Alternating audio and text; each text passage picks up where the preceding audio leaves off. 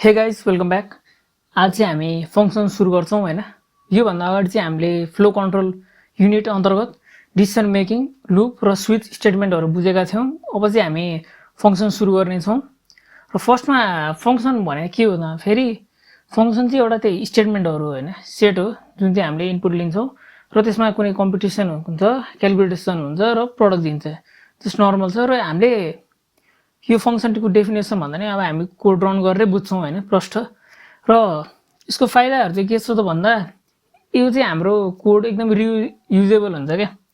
हामीले एउटै कोड घरिघरि युज गर्न सक्छौँ। जस्तै स्क्यानएफ एकचोटि गरे पनि त्यो अर्कोचोटि युज गर्न नमिल्ने भन्ने हुँदैन, हामीले गरेर राख्न सक्छौँ हैन। अनि अर्को यो चाहिँ एकदम सजिलो हुन्छ हैन, काम गर्नलाई बुझ्न सजिलो प्रष्ट हुन्छ। र जस्तै अब हामी कुनै प्रोजेक्टमा काम गरिरहेछौँ, हाम्रो मासमा काम गरिरहेछौँ भने छुट्टा छुट्टै सब प्रोग्रामहरू बनाएर त्यो ठुलो प्रोजेक्ट पनि सानो उसमा डिभाइड गर्न सक्छौँ हैन। यसको कामै त्यही हो। फङ्सन भनेकै हामीले ठुलो चिजलाई सानो सानो पार्ट गराउने मात्र हो। र हामीले डिफाइन गर्नलाई चाहिँ अब हाम्रो सिन्ट्याक्स यही हो है। फङ्सनको सिन्ट्याक्स यही हो, भोइड ग्रिड छ, भोइड युज हुन्छ र सिन्ट्याक्स चाहिँ हामी बुझ्दै जानेछौँ बिस्तारै। यो सबै नयाँ नयाँ प्रोग्रामहरू गर्छौँ, क्वेसनहरू गरेपछि झन् प्रष्ट हुन्छौँ हैन। अब यहाँ देख्न सक्छ हाम्रो फङ्सनको नाम चाहिँ के हो त, ग्रिड हो। ग्रिड भन्ने फङ्सन हो र हाम्रो रिटर्न टाइप के छ त, भोइडमा छ। अब भोइड फङ्सनभन्दा अगाडि फङ्सनको नामभन्दा अगाडि भोइड हुनुको मतलब चाहिँ के हो त भन्दा फङ्सनले कुनै पनि भ्यालु रिटर्न गर्दैन हैन। र अब त्यो रिटर्न गरिहाल्यो भने पनि गर्ने अरू फङ्सन के हुन्छ भने इन्ट फ्लोट, यिनीहरूबाट चाहिँ रिटर्न हुन्छ हैन। अब इन्ट फ्लोट मात्र नभइकन डबल यिनीहरूबाट नै हुन्छ। अब जस्तै हामीले यो कोड चाहिँ जुन चाहिँ कर्ली ब्र्याकेट छ नि, कर्ली ब्र्याकेटबाट भित्र लेखेका कोडहरू चाहिँ के हो त, फङ्सनको बडी हो।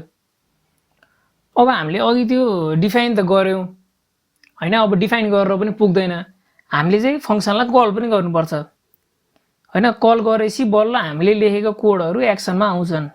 र हाम्रो कोड यो छ। यो चाहिँ भोइडको अगाडि चाहिँ हाम्रो के छ त भन्दा फङ्सनलाई डिफाइन गरेका छौँ हैन। फङ्सन डिफाइन गर्यौँ यो चाहिँ, र फङ्सन डिफाइन गरिसकेपछि हामीले चाहिँ फङ्सनलाई कल कहाँ गऱ्यौँ भन्दा यहाँ कल गऱ्यौँ। अब कोड रन गरौँ हैन। देख्न सक्छौँ हे हाउ आर यु, के भयो त भन्दा हाम्रो त्यो आउटपुट आयो। अब यो कसरी काम गर्यो त भन्दा फेरि फर्स्टमा चाहिँ हाम्रो फङ्सन जुन छ, अब यहाँ भयो के त भन्दा फेरि हाम्रो यो फङ्सन डेफिनेसन भयो हैन। जब हामीले फङ्सन कल गर्यौँ अनि हाम्रो त्यो प्रोग्रामको कन्ट्रोल चाहिँ फङ्सन डेफिनेसनमा गइदियो। र जब हाम्रो त्यो कोड छ नि फङ्सनभित्रको त्यो चाहिँ एक्जिक्युट भइदियो हैन। र भइसकेपछि चाहिँ हाम्रो यो जुन यो कोड छ त्यो एक्जिक्युट भइदियो। र भइसकेपछि हाम्रो प्रोग्रामको कन्ट्रोल कहाँ गयो त भन्दा जहाँबाट सुरु भएको थियो त्यहीँ गइदियो, जहाँबाट कल गरेको थियो त्यहीँ गइदियो। जस्तै अब हाम्रो यहाँ छ है, यहाँबाट डाइरेक्ट कहाँ गइदियो त, यहाँ यो हाम्रो ग्रिडमा गइदियो। ग्रिड गएपछि अनि त्यसरी यो अब यो अर्को फङ्सनको फाइदा जुन छ मैले भने कोड रियुज गर्न मिल्ने हैन।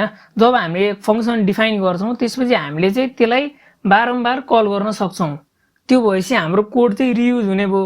अब एउटा कोड यहाँ गरौँ हामी, र मैले यहाँ ग्रिड 3 चोटि स्टेटमेन्ट हाल्दै छु र म यहाँ हाउ आर यु पछि लाइन ब्रेक गरिदिन्छु। र अब हामी एकचोटि यो कोड रन गरौँ है। त्यो कोड रन गर्नुभन्दा अगाडि हाम्रो के छ त, रिटर्न 0 त छुट्नु भएन, रिटर्न 0 र हामी कोड रन गर्छौँ। देख्न सक्छौँ हाम्रो हे हाउ आर यु 3 चोटि भइदियो। र अब अर्को छ पासिङ आर्गुमेन्ट हैन। अब आर्गुमेन्ट चाहिँ कसरी पास गर्ने त भन्दा अब आर्गुमेन्ट चाहिँ एउटा फङ्सनको भ्यालुलाई अर्को भ्यालुमा पास गरिदिनेलाई चाहिँ हामीले के भन्छौँ त भन्दा आर्गुमेन्ट भन्छौँ। अब आर्गुमेन्टको लागि एउटा एक्जाम्पल छ, हामी दुईटा नम्बर एड गरेर हेरौँ फङ्सनको युजबाट। र दुईटा नम्बर एड गर्छौँ अब हामी फङ्सनको हेल्प लिएर हैन। त्यसको लागि चाहिँ मैले अब यहाँ माथि नै डेफिनेसनहरू दिइसकेको छु र यसको पहिला कोड रन गरौँ अनि ब्रेकडाउन गरौँ होला। हाम्रो के छ, सम इज 17। यहाँ के छ त, एक्सको भ्यालु 7 छ, वाईको भ्यालु 10 छ। अब म यहाँ फेरि चेन्ज गर्छु यो भ्यालु, वाईलाई 20 राख्छु र रन गरिदिन्छु 30।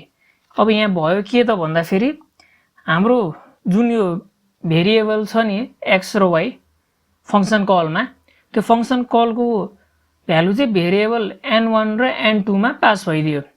फङ्सन डेफिनेसनमा यहाँ चाहिँ फंक्सन कल भयो हैन फंक्सन कल भएको यो दुईटा x र y को भ्यालु चाहिँ के त यो डेफिनेसनको n1 र n2 मा गइदियो हैन अब त्यो n1 र n2 चाहिँ हामीले फंक्सन भित्र युज गरौँ यदि अब यो फंक्सन सिधिसकेपछि चाहिँ त्यो भेरिएबल भित्रको जुन छ नि यो फंक्सन त्यो चाहिँ डिस्ट्रोय भइदिन्छ है एउटा कुरा के याद राख्नुपर्छ भने हामीले यो आर्गुमेन्टहरु चाहिँ सधैँ नै पोजिसनको आधारमा मात्र हुन्छ है अनि त्यो पोजिसनमा मात्र बेस हुन्छ के अनि त्यो डाटा टाइप जुन छ आर्गुमेन्टको त्यहाँ चाहिँ अब फंक्सन कल र फंक्सन डेफिनेसन चाहिँ दुईटै म्याच भएको हुनुपर्छ अब जस्तै मैले यहाँ सेकेन्ड आर्गुमेन्टमा फंक्सन कल डबल राख्दै भने सेकेन्ड प्यारामिटर जुन छ फंक्सन डेफिनेसनको त्यो पनि डबलै हुनुपर्छ है अब अर्को छ रिटर्न स्टेटमेन्ट अघि हामीले के गरौँ त भन्दा फेरि यो भोइड नम्बर एड नम्बर गर्यौं int 1 र 1 n2 डिक्लेयर गर्दियौं र सम निकाल्यो यो दुईटा यो फंक्सनले दुईटा काम गर्यो नि त हैन